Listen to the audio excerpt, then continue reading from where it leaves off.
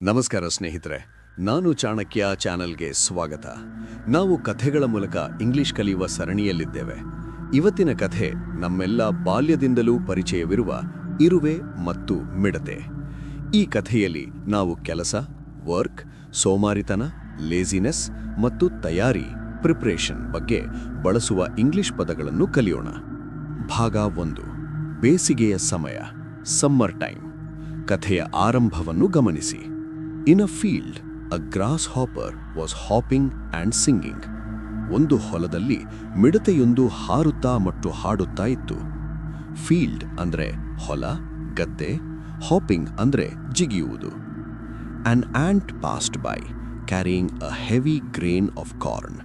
ಒಂದು ಇರುವೆ ಜೋಳದ ಭಾರವಾದ ಕಾಳನ್ನು ಹೊತ್ತುಕೊಂಡು ಅದರ ಪಕ್ಕದಲ್ಲೇ ಹಾದು ಹೋಯಿತು.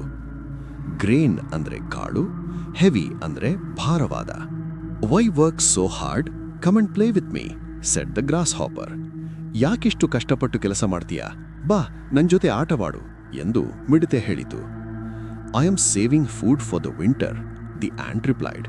ನಾನು ಚಳಿಗಾಲಕ್ಕಾಗಿ ಆಹಾರವನ್ನು ಉಳಿಸುತ್ತಿದ್ದೇನೆ ಎಂದು ಇರುವೆ ಉತ್ತರಿಸಿತು. ಸೇವಿಂಗ್ ಅಂದ್ರೆ ಉಳಿಸುವುದು ಅಥವಾ ಸಂಗ್ರಹಿಸುವುದು, ವಿಂಟರ್ ಅಂದ್ರೆ ಚಳಿಗಾಲ. ಭಾಗ 2.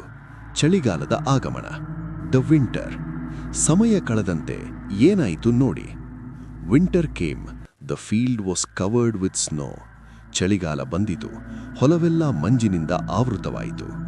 ಕವರ್ಡ್ ಅಂದ್ರೆ ಆವೃತವಾಗುವುದು, ಸ್ನೋ ಅಂದ್ರೆ ಮಂಜು ಅಥವಾ ಹಿಮ. The grasshopper had no food and was very hungry. ಮಿಡತೆಯ ಹತ್ತಿರ ಆಹಾರವಿರಲಿಲ್ಲ ಮತ್ತು ಅದಕ್ಕೆ ತುಂಬ ಹಸಿವಾಯಿತು.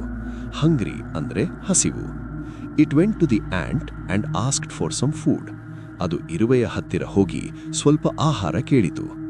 The ant said, I worked hard in summer, but you only played. ಇರುವೆ ಹೇಳಿತು, ನಾನು ಬೇಸಿಗೆಯಲ್ಲಿ ಕಷ್ಟಪಟ್ಟು ಕೆಲಸ ಮಾಡಿದೆ, ಆದರೆ ನೀನು ಬರೀ ಆಟವಾಡಿದೆ. ಭಾಗ 3. ನೀತಿ, ಮಾರಲ್ ಆಫ್ ದ ಸ್ಟೋರಿ. ಈ ಕಥೆಯ ನೀತಿ ಪಾಠ, today work and you can reap the benefits tomorrow. ಇಂದು ಕಷ್ಟಪಟ್ಟು ಕೆಲಸ ಮಾಡು, ನಾಳೆ ಅದರ ಫಲವನ್ನು ಅನುಭವಿಸು. ಬೆನಿಫಿಟ್ಸ್ ಅಂದ್ರೆ ಲಾಭ ಅಥವಾ ಫಲ. ಸ್ನೇಹಿತರೆ, ಇವತ್ತಿನ ಕಥೆಯಲ್ಲಿ ನಾವು ಸಮಯದ ಬೆಲೆಯನ್ನು ಕಲಿತಿದ್ದೇವೆ. ಇವತ್ತಿನ ಹೋಮ್ವರ್ಕ್, ಬೇಸಿಗೆ ಮತ್ತು ಚಳಿಗಾಲ ಈ 2 ಪದಗಳನ್ನು ಇಂಗ್ಲಿಷ್ನಲ್ಲಿ ಏನಂತಾರೆ ಅಂತ ಕಾಮೆಂಟ್ ಬಾಕ್ಸ್ನಲ್ಲಿ ಬರೆಯಿರಿ. ಈ ಕಥೆಗಳ ಸರಣಿ ನಿಮಗೆ ಇಂಗ್ಲಿಷ್ ಕಲಿಯಲು ಸಹಾಯ ಮಾಡ್ತಿದೆಯಾ ಅಂತ ತಿಳಿಸಿ. ನಾಳೆ ನಾವು ಸತ್ಯವಂತ ಕಟ್ಟಿಗೆ ಕಡಿಯುವವನ ಕಥೆ, ದಿ ಆನೆಸ್ಟ್ ವುಡ್ ಕಟರ್ ಮೂಲಕ ಇಂಗ್ಲಿಷ್ ಕಲಿಯೋಣ. ಧನ್ಯವಾದಗಳು.